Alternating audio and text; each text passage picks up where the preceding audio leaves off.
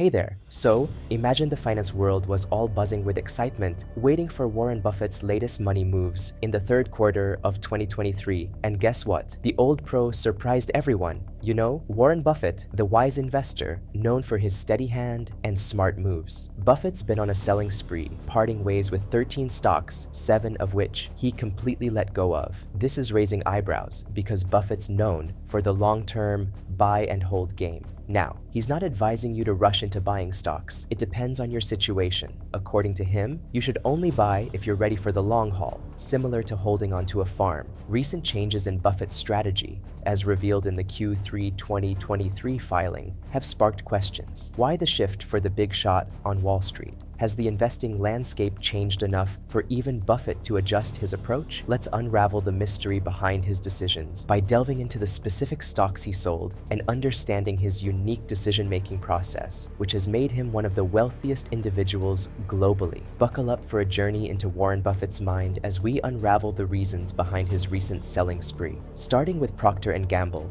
Berkshire Hathaway sold off its 35,400 shares, valued at $47 million in the previous quarter, a surprising move given Buffett's history with this consumer goods giant. Next, Johnson & Johnson, a heavyweight in Buffett's portfolio since 2006, saw 327,000 shares, totaling $54 million, let go in a move that raises the question of why part ways with a solid player in the healthcare conglomerate. The plot thickens with UPS, a global shipping and logistics titan, as Berkshire Hathaway sold its significant 59,400 shares, worth approximately $105 million.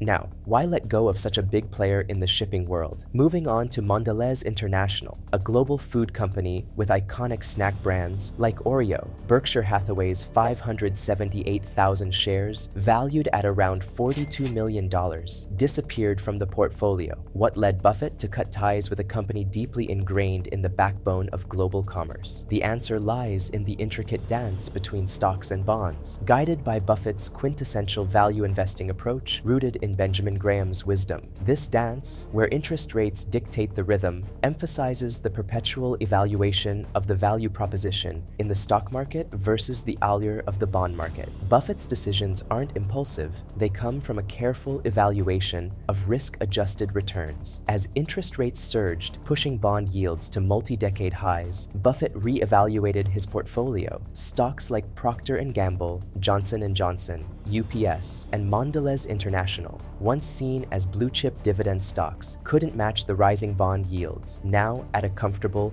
4.4%. Here's the philosophy. When stock yields lag behind bond yields, the risk-reward balance turns unfavorable. Responding strategically, Buffett divested from these dividend giants, shifting funds to the safety of bonds, resulting in a higher risk-free return for Berkshire Hathaway's capital. This move isn't just a reaction to market shifts, it aligns with the fundamental principles of value investing.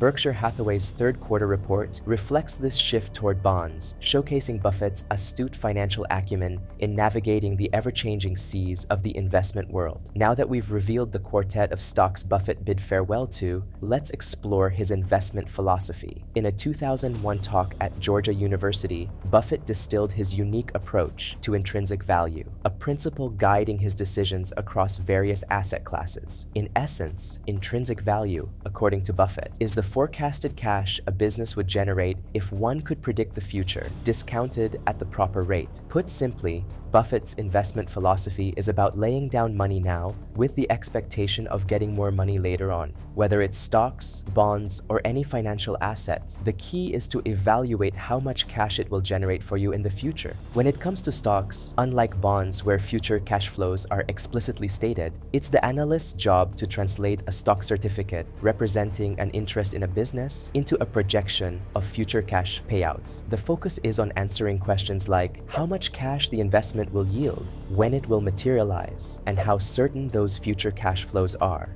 Buffett emphasizes the challenge of this evaluation, especially when compared to bonds. He introduces the factor of interest rates, pointing out that, As rates rise, a stock yielding less than bonds may not be a wise investment. In his eyes, the intrinsic value of a business is essentially the forecasted cash it would generate if one could predict the future, discounted appropriately. Applying these principles, Buffett questions whether laying out a substantial amount today for stocks like Coca-Cola aligns with the future cash these businesses might deliver. The investment litmus test he employs revolves around three crucial questions. How certain are future cash flows? When will they materialize? And how much will there be? These questions, according to Buffett, form the bedrock of investment decisions. So, when analyzing the recent moves by Berkshire Hathaway, selling off stocks like Procter & Gamble, Johnson & Johnson, UPS, and Mondelez International, it becomes evident that these stocks didn't pass Buffett's meticulous analysis. They were strategically pruned from the portfolio